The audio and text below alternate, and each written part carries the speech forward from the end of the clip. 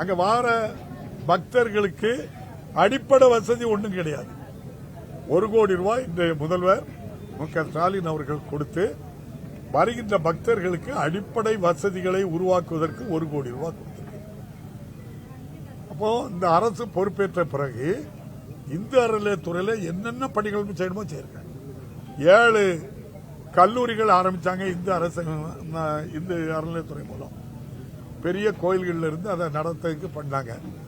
நம்ம வழக்கமா இருக்கு, கோர்ட்ல போட்டு மனசுக்கு பிடிக்கலன்னு அதை நிறுத்துவோம், அதோட நிப்பாட்டிக்கிட்டாங்க.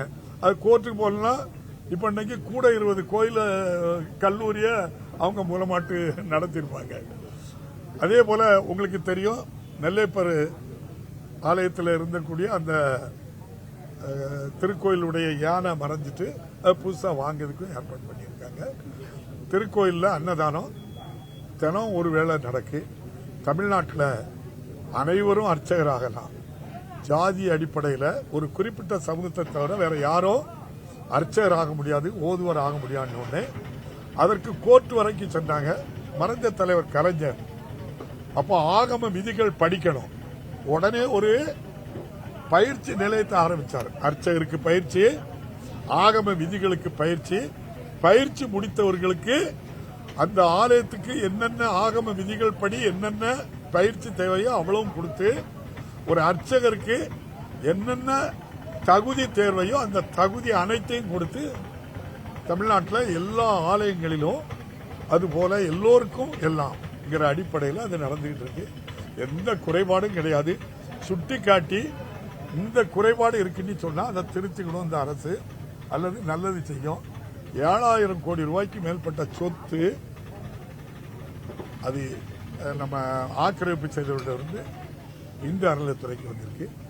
எல்லா சொத்துக்களுக்கும் அக்கௌண்டபிலிட்டி கணக்கு பார்த்து அவருக்கு தேவையான என்ன வாடகை நிர்ணயிச்சணுமோ அதை இந்து அறநிலையத்துறை நிர்ணயம் பண்ணி தமிழ்நாட்டில் இந்து அறநிலையத்துறைக்கு சொந்தமான அனைத்து நிலங்களும் அளவிடப்பட்டு வாடகை நிர்ணயம் செய்யப்பட்டு ஏற்கனவே இருக்கின்றவர்களுக்கு இடைஞ்சல் இல்லாமல் அவர்கள் விரும்பினால் அவர்களுக்கே கொடுத்து இந்த அரசு மக்களையும் பாதுகாக்கின்றது, பக்தர்களையும் பாதுகாக்கின்றது.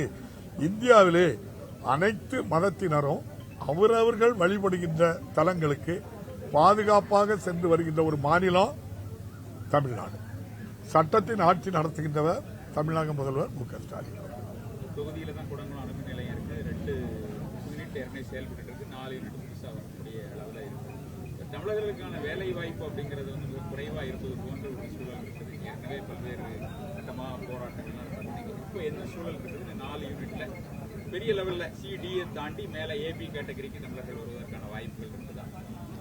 ஏற்கனவே அந்த திட்டத்தை ஆரம்பிக்கும் போதே உள்ளூர் மக்களுக்கு வேலை கொடுக்கணும்னு சொல்லி போராட்டம் நடத்தி திராவிட முன்னேற்ற கழக ஆட்சி நடைபெற்ற போதுதான் 1996 ஒரு முத்தரப்பு பேச்சுவார்த்தை நடத்தி அந்த அணுமின் கழகத்தினுடைய தலைவர் மும்பையில் இருக்கின்றார். அவரே வந்து அவர் நம்முடைய மாவட்ட ஆட்சியர், நான் அப்போ சட்டமன்ற உறுப்பினர், இவங்கெல்லாம் சேர்ந்து ஒரு எக்ரிமெண்ட் பண்ணி அப்போது சி மற்றும் டி பிரிவு பணியிடங்கள் நிலம் கொடுத்தவங்க உள்ளூர் பகுதி, இந்த பகுதி மக்களுக்கு கொடுக்க வேண்டிய ஒரு ஒப்பந்தம் பண்ணி அதன் அடிப்படையில் 2006 முதல் 11 வரைக்கும் வேலைக்கு எடுத்தவர்கள் சி மற்றும் டி பிரிவுக்கு கல்வி தகுதியின் அடிப்படையில் அந்தந்த பஞ்சாயத்திலே கொண்டு இவ்வளவு போஸ்ட் தேவைன்னா அங்கே ஒட்டி எந்த விதமான எழுத்து தேர்வும் நேர்முக தேர்வும் இல்லாம பல 100 பேர் பணியில் சேர்ந்திருக்கிறார்கள் 2011 வரை. 2011 ஆட்சி மாற்றம் ஏற்பட்டது. 2021 வரை ஒருவருக்கு கூட வேலை கொடுக்கல. 2021 வரை சி டி பணியிடம் ஏற்கனவே ஒன்றிய அரசு அபாலிஷ் பண்ணிட்டு சி மட்டும்தான் இருக்கு. அந்த பணியிடத்துக்கும் எழுத்து தேர்வு வைக்கும் போதும் சரி, அதை நம்ம கடுமையாட்டு எதிர்த்து 99 எக்ரிமெண்ட் படி என்ன செய்யணும், தகுதி கல்வி தகுதி இருந்தால் அவர்களுக்கு பணியிடம் கொடுத்து பிரியாரிட்டி முறையில் பணியிடம் கொடுத்து நீங்க பயிற்சி கொடுத்துக்கணும் அப்படின்ட்டு எப்படி 2006 முதல் 11 வரை கலைஞர் ஆட்சி காலத்தில் எப்படி பணி நியமனம் நடந்ததோ அதுபோல நடக்குன்னு சொல்லி பல போராட்டங்கள் தடுத்து நிறுத்தியிருக்கோம். கடைசி அவங்களுக்கு தெரியும், நம்ம தம்பி மாவட்ட பஞ்சாயத்து தலைவர் நம்முடைய மாணவரணி அலெக்ஸ், அப்புறம் நம்ம ஜோசப் பெல்சி இவங்க தலைமையில் பெரிய போராட்டம் பண்ணி நாளைக்கு தேர்வுன்னு இருக்கு, இன்னைக்கு போய் போராடி அதை நிறுத்தினாங்க. அரசு அதுக்கு முழு ஒத்துழைப்பு கொடுத்தது. இப்ப பேச்சுக்கள் நடந்துகிட்டு இருக்கு. நம்முடைய மாவட்ட ஆட்சியரும் நாங்களும் அது விஷயமா பேசி முடிவெடுப்பதற்காக நாங்கள் முயற்சி செய்துகிட்டு இருக்கோம். விரைவில் நல்ல செய்வோம். 2026 சட்டமன்ற தேர்தல் கேள்வி நேரம் தவிர சட்டசபை முழு நேர ஒளிபரப்பு இப்போ ஆரம்பிக்கும். இந்த சட்டமன்றத்தோட மாண்பை காக்குறவரு நீங்க. வரக்கூடிய எலெக்ஷனுக்கு ஏத்த மாதிரி மக்களுக்கு பயன்பெறக்கூடிய டிஸ்கஷன்ஸ் சட்டப்பேரவையில் இன்னும் வரக்கூடிய காலங்களில் எப்படி இருக்கும்? ஏற்கனவே பல ரூலிங் சட்டமன்றத்திலே கொடுத்திருக்கு. இது சார்ந்த பல ரூலிங் நம்ம ஏற்கனவே கொடுத்து ஆளுங்கட்சி எதிர்கட்சின்னு இல்லாம எல்லாருக்குமே எந்தெந்த நிகழ்வுகள் வரை இப்போ நேரடி ஒளிபரப்பு பண்ணணும் பண்ணிட்டு இருக்கோம். மீதி 1-2 விஷயங்கள் தான் இருக்கு. அதை எப்படி பண்ணலான்ட்டு எல்லாரோட கலந்து நாங்கள் பேசிக்கிட்டு இருக்கோம். ஏற்கனவே ஒரு நல்ல ரூலிங் ஒன்று ஏற்கனவே கொடுத்தேன். ஒரு முறை ஒரு சட்டமன்ற உறுப்பினர் பேசும்போது ஒரு வார்த்தையை சொல்லி அது மிகப்பெரிய அளவுக்கு எதிர்க்கட்சி ஆளுங்கட்சி என்று சொல்லி பலரும் அதற்கு எதிர்கருத்துக்கள் சொல்லி அப்போது துணை சபாநாயகர் சபை அந்த சேர்ல உட்கார்ந்து ஸ்பீக்கர் முடிவு பண்ணுவாங்கன்னு சொல்லி பேசி முடிவு பண்ணி அந்த வார்த்தையை அவை குறிப்பிட்டு நீக்கிறோம். எதுக்குன்னா ஒரு வார்த்தை அசம்பிளியில் பதிவாகி அதை நிமித்தம் ஒரு மாவட்டத்திலோ அல்ல ஒரு சமூகத்திலோ ஒற்றுமை இல்லாமல் வந்துடக்கூடாது. முதல்ல சட்டமன்ற உறுப்பினர்களுக்கு சில பயிற்சிகள் கொடுக்கணும் அப்படின்னு சொல்லி நம்முடைய மாண்புமிகு முதல்வர் அவர்கள் முடிவு செய்திருக்கின்றார்கள். அந்த அடிப்படையில் தான் காரணம் சப்ஜெக்டை விட்டு வெளியே போய் நம்ம ஆட்கள் ஏதாவது அரசியலுக்காக பேசியிருந்தாங்க.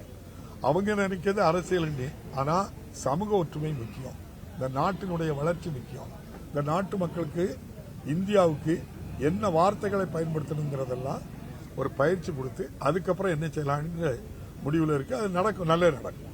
ஏற்கனவே இருந்த அரசு போன்று இதை நாங்கள் செய்ய முடியாது, அப்படி செய்ய மாட்டோம், அப்படியெல்லாம் சொல்லலை. ஸ்டெப் பை ஸ்டெப்பா நடந்துட்டு நல்ல நடக்கும்.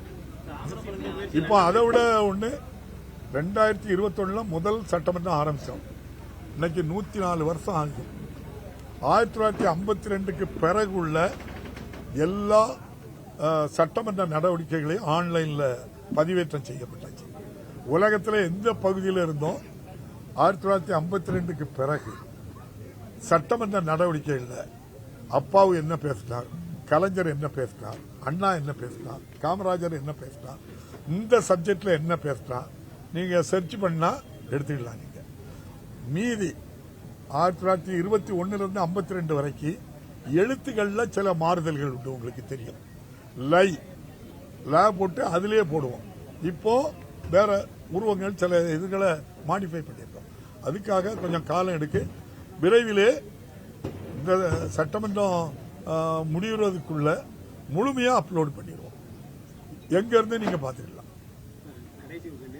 சென்னை பழனிக்கு அப்புறம் மூத்த குடிமக்கள் உறைவிடம் கட்டும் பணிகளை நிலையில தொடங்கிடும். நல்ல விஷயம், வரவேற்கத்தக்க விஷயம்.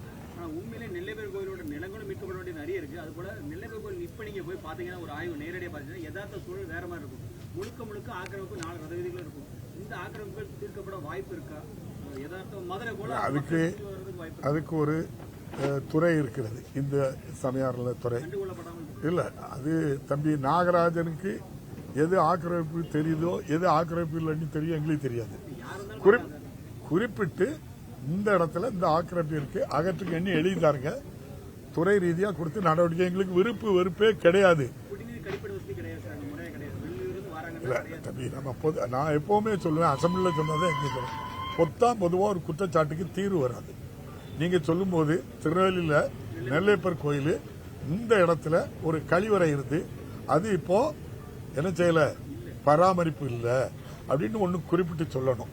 அல்லது 4 கழிவறை இருந்து இப்ப 3 தான் ஒர்க் ஆகுது, 1 ஒர்க் பண்ண வைங்கன்னு சொல்லணும். அல்லது 5 கழிவறை இருக்கு காணாது, என்ன 2 தாங்கன்னு கேட்கணும். ஒரு விஷயத்த கேட்கும் போது அதுல உள்ள ஆழமா உள்ளுக்குள்ள போய் எடுத்து வந்து அதை அப்படியே நீங்க சொன்னீங்கன்னா உங்களுக்கு பயன்பெறும், இந்த ஊருக்கு பயன்பெறும், நாட்டு மக்களும் பயனடைவார்கள். ஏன்னா அப்படிப்பட்ட இதுகளை நீங்க தந்துட்டா அதிகாரி இருக்காங்க கொடுத்துருவோம். இப்பவும் நான் இதன் மூலமா சொல்றேன், இவ்வாறு எது இருந்தா நம்முடைய இணை ஆணையர் இங்க இருக்காங்க, அவங்க கவனத்துக்கு எழுத்துப்பூர்வமா கொடுங்க. அல்லது ஆன்லைன்ல எந்த புகார்னாலும் தெரிவிக்கலாம், கொடுங்க. நடவடிக்கை இந்த அரசு நிச்சயமா எடுக்கும்.